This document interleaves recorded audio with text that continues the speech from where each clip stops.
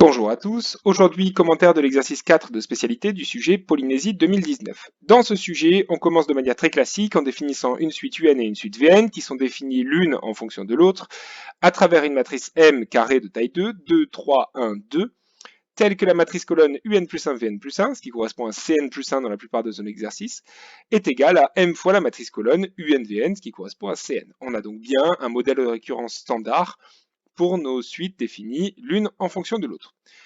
Partie A, on vous donne les 13 premiers termes de la suite Vn et on vous demande de conjecturer les valeurs possibles du chiffre des unités. Alors ici, en regardant le chiffre des unités, 0, 1, 4, 5, 6, 9, 0, 1, 4, 5, 6, 9, et je peux imaginer que je vais boucler ainsi. Je vais donc conjecturer que l'ensemble des valeurs possibles prises par le chiffre des unités, ça va être 0, 1, 4, 5, 6 et 9, et de manière cyclique. Dans la question 2, on admet quelque chose qui se démontre très facilement depuis la définition finalement de la suite UN et de la suite Vn. UN plus 3 Vn plus 3 est égal à m au cube fois UN Vn. On veut en justifier, on veut se servir de ça pour justifier le système suivant. Pour faire ça, rien de plus simple, on prend notre matrice M, on la met au cube, que ce soit à la calculatrice ou à la main, et on multiplie cette matrice à notre matrice colonne UN-VN, ce qui devrait normalement nous donner la matrice colonne UN plus 3 VN plus 3 avec les coefficients que l'on voit dans ce système. Pour la question B, on demande d'en déduire que pour tout entier naturel n, on a Vn plus 3 qui congrue à Vn modulo 5. Pour faire ça, on va regarder l'expression de Vn plus 3 dans la question petit a.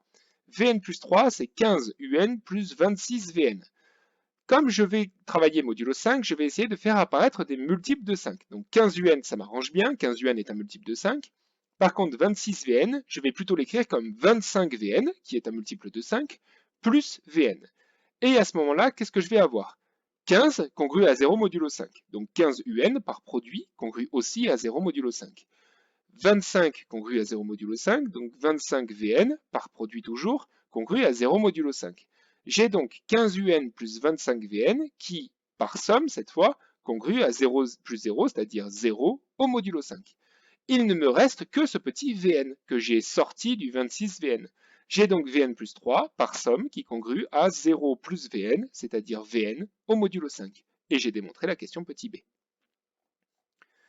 Pour la question 3, soit R un entier naturel fixé, je veux montrer que pour tout entier naturel Q, V3Q plus R congrue à VR au modulo 5. On va commencer par initialiser cette propriété au rang Q égale 0. À Q égale 0, 3Q plus R, ça donne R, et on a tout de suite VR congrue à VR modulo 5, puisque VR a le même reste que lui-même dans la division euclidienne par 5. Si je veux passer à l'hérédité, je veux montrer que V3 fois Q plus 1 plus R congrue à VR modulo 5. Or, V3 fois Q plus 1 plus R, c'est V3Q plus R plus 3. Donc V3Q plus R plus 3, d'après la question 2b, je sais que ça va être congru à V3Q plus R. En posant n qui vaut 3Q plus R, j'ai bien Vn plus 3 qui congrue à Vn au modulo 5. Or, V3Q plus R, d'après mon hypothèse de récurrence, ça congrue déjà à VR modulo 5. Donc, par transitivité de cette relation de congruence, on va avoir V3 fois Q plus 1 plus R, qui est congru à V3Q plus R, qui est lui-même congru à VR au modulo 5, et donc, je vais avoir V3 fois Qn plus 1 plus R congru à VR modulo 5. Pour la conclusion, je vous laisse rédiger ça de manière convenable. Question 4. En déduire que pour tout entier naturel n, le terme Vn est congru soit à 0, soit à 1, soit à 4 au modulo 5. Bien, alors il faut essayer de réfléchir à comment peut s'écrire notre rang n. Notre rang n, quand je vais essayer de l'écrire sous la forme 3q plus r, r peut finalement prendre trois valeurs différentes. Soit n peut s'écrire de la manière 3q plus 0. Soit n peut s'écrire 3q plus 1, soit n peut s'écrire 3q plus 2. Je pourrais dire que n s'écrit 3q plus 3, mais ça reviendrait à trouver un nouveau q', qui vaudrait par exemple q plus 1, tel que n s'écrive 3 fois q' plus 0. Donc ici, je vais avoir seulement trois expressions possibles de n. Celle qui est 3q plus 0, et qui d'après la question précédente congrue à v0, c'est-à-dire à 0 au modulo 5, soit V congru Vn avec n qui s'écrit 3q plus 1 congru à V1 au modulo 5, c'est-à-dire à 1 d'après les termes de la suite Vn, soit Vn congru, si jamais n s'écrit 3q plus 2, à V2 modulo 5, sauf que V2 c'est 4, et j'y retrouve donc les trois options possibles, 0, 1 et 4. Pour la question 5, je veux conclure quant à l'ensemble des valeurs prises par le chiffre des unités. Donc ici, j'ai travaillé modulo 5. Le chiffre des unités, ce n'est pas modulo 5 qu'il faut que je regarde, c'est modulo 10, puisque un nombre s'écrit toujours comme un certain nombre de dizaines plus ses unités. Par exemple, 153, c'est 15 dizaines qui valent 0 au modulo 10, et puis le chiffre des unités. Donc, je veux ici regarder le chiffre des unités, c'est-à-dire Vn au modulo 10. Alors, 0 au modulo 5, ça peut correspondre à, finalement, deux chiffres des unités. 0 et 5. Ce sont les deux seuls chiffres entre 0 et 9 qui congruent à 0 modulo 5. De la même manière, 1, ça peut correspondre soit au chiffre des unités 1, soit au chiffre des unités 6, car en effet, 6, c'est aussi un chiffre des unités qui va être congru à 1 modulo 5. Pour 4, je peux avoir soit 4, soit 9. Ce sont aussi deux chiffres des unités, les deux seuls d'ailleurs entre 0 et 9, qui conduisent à 4 modulo 5. Donc, pour passer ce modulo 5 à un modulo 10, je vais juste devoir regarder tous les 0 plus k fois 5, tous les 1 plus k fois 5 et tous les 4 plus k fois 5 qui vont être différents au modulo 10. Pour 0, j'ai donc 0 et 5. Pour 1, j'ai 1 et 6. Et pour 4, j'ai 4 et 9. J'ai donc l'ensemble ici des entiers compris entre 0 et 9, c'est-à-dire l'ensemble des chiffres des unités possibles qui vont être congrus soit à 0, soit à 1, soit à 4 au modulo 5.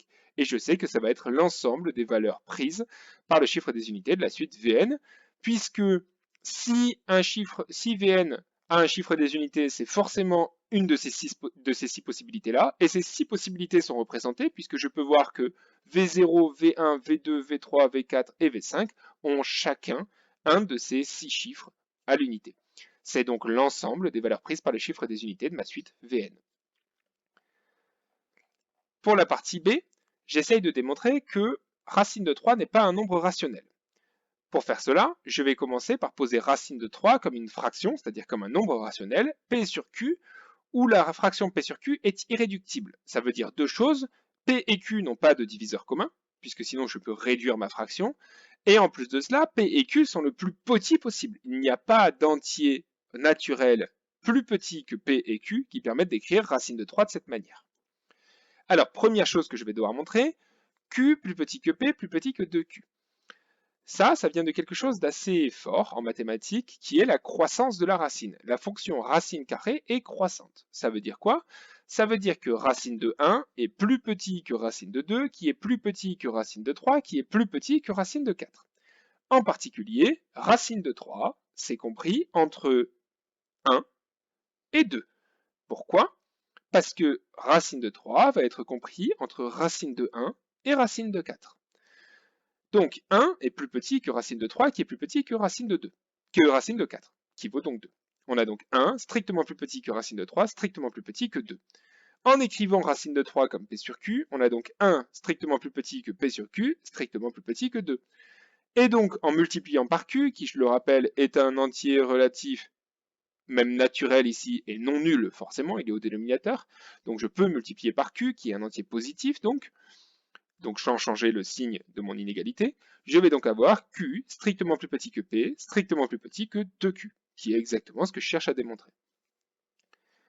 Pour la question 2, on admet que la matrice M est inversible. On cherche la matrice M-1. Alors, plusieurs manières de faire ça. Soit vous utilisez la formule du cours, qui permet de trouver l'inverse d'une matrice de taille de 2, soit vous utilisez la calculatrice, soit vous cherchez une matrice M-1 qui s'écrit A, B, C, D, telle que quand on la multiplie à M, on tombe sur l'identité, par exemple, et vous devriez trouver une matrice M-1 qui vaut 2, moins 3, moins 1 et 2, quelle que soit la méthode que vous utilisez. On définit le couple P'Q' comme P'Q' est égal à M-1 fois PQ. En faisant ça, pour la question 3a, on cherche à vérifier les deux égalités. Eh bien, il suffit de multiplier cette matrice M-1 à la matrice PQ, et puis on va retrouver une matrice colonne qui sera 2P moins 3Q et moins P plus 2Q, qui est exactement la matrice P'Q'. Par égalité des coefficients, on va trouver ces deux égalités. Pour la question B, justifier que P'Q' est un couple d'entiers relatifs, et bien comme P et Q sont des entiers naturels, 2P moins 3Q est un entier, alors pas forcément naturel, puisque le moins 3Q fait que on peut avoir un petit souci à ce niveau-là, on peut devenir négatif, mais ce qui est sûr, c'est que P' est un entier. De la même manière, Q' est un entier, donc P' et Q' sont bien deux entiers. Positif, négatif, on ne sait pas, mais en tout cas, ce sont des entiers relatifs. Pour la question C, on rappelle que P vaut Q racine de 3. Alors comment on a obtenu ça? On sait que P sur Q vaut racine de 3. En multipliant par Q des deux côtés, on a donc P qui vaut Q racine de 3. Comment montrer que P' vaut Q' racine de 3? Eh bien, on va partir de l'expression de Q'. Q' c'est moins P plus 2Q. Sauf que P, on le sait, c'est Q racine de 3. Donc finalement, c'est moins Q racine de 3 plus 2Q. Et en multipliant ce Q' en entier par racine de 3, on va donc avoir moins Q fois racine de 3 fois racine de 3, plus 2Q fois racine de 3. Sauf que racine de 3 fois racine de 3, ça fait 3, et on se retrouve donc avec moins 3Q plus 2 racines de 3Q. Or, racine de 3Q, ça va être P. C'est exactement ce qu'on nous dit dans la question. Donc finalement, on se retrouve avec notre racine de 3 fois Q' qui vaut moins 3Q plus 2P. Or, moins 3Q plus 2P, c'est exactement P', et on a donc bien montré que racine de 3 Q', c'était égal à P'. Donc en particulier, ça veut dire que P' sur Q' va être égal à racine de 3. On a donc trouvé une autre fraction, faite de deux entiers relatifs, telle que cette fraction P' sur Q' soit égale à racine de 3. Alors maintenant, on veut montrer que Q' est toujours strictement supérieur à 0 et strictement inférieur à Q. Donc ça vient de quelque chose d'assez particulier, on va faire une petite manipulation. On avait déjà montré que Q était plus petit que P et était plus petit que 2Q. On va tout passer au négatif, c'est-à-dire tout multiplier par moins 1, en faisant bien attention à changer le sens de l'inégalité. On a donc moins Q qui est plus grand que moins P qui est plus grand que moins 2Q. Et en ajoutant 2Q de chaque côté, on va avoir 2Q moins 2Q qui est plus grand que 2Q moins P qui est plus grand que 2Q moins 2Q. C'est-à-dire Q strictement plus grand que 2Q moins P, strictement plus grand que 0. Or, 2Q moins P, c'est Q'. On a donc Q qui est strictement plus grand que Q', qui est strictement plus grand que 0. Pour la question E, on veut en déduire que racine de 3 n'est pas un rationnel. Alors, c'est pas évident comme ça, et il va falloir faire plusieurs manipulations pour arriver au résultat. Première chose qu'on a montré, c'est que Q était plus grand que Q', était plus grand que 0. Si on multiplie tout par racine de 3, qui est un entier, qui n'est pas un entier mais qui est strictement positif, on a donc 0 plus petit que racine de 3Q', plus petit que racine de 3Q. Or, racine de 3Q', c'est P', et racine de 3Q, c'est P. On a donc 0 plus petit que P', plus petit que P. Ce que ça veut dire, c'est que les entiers P' et Q' sont tous les deux strictement positifs. Ce ne sont pas donc juste des entiers relatifs, ce sont des entiers naturels. En plus de ça, dans la question de 3C, on a montré que P' est égal à Q' racine de 3. Et ça, en divisant par Q' des deux côtés, on a le droit. Q' est plus grand que 0 strictement. On a P' sur Q' qui vaut racine de 3. On a donc trouvé une fraction P' sur Q', telle que P' et Q' sont deux entiers naturels, qui vaut racine de 3, et qui, en plus de ça, vérifie que P' est plus petit que P, et que Q' est plus petit que Q. C'est-à-dire que P sur Q n'était finalement pas une fraction irréductible, puisqu'on peut trouver une autre fraction qui est égale à racine de 3, telle que P et Q sont les plus petits encore que les plus petits entiers possibles. C'est complètement absurde, vu qu'on avait supposé que P et Q étaient les plus petits entiers possibles. On a donc ici une négation, on a un raisonnement par l'absurde, on a une contradiction, qui nous dit que notre supposition initiale, qui est que racine de 3 était un nombre rationnel, est une supposition qui est finalement fausse, puisqu'elle se contredit elle-même. On ne peut donc pas écrire racine de 3 comme P sur Q, et donc racine de 3 n'est pas un rationnel. C'est ce qu'on appelle donc un nombre irrationnel.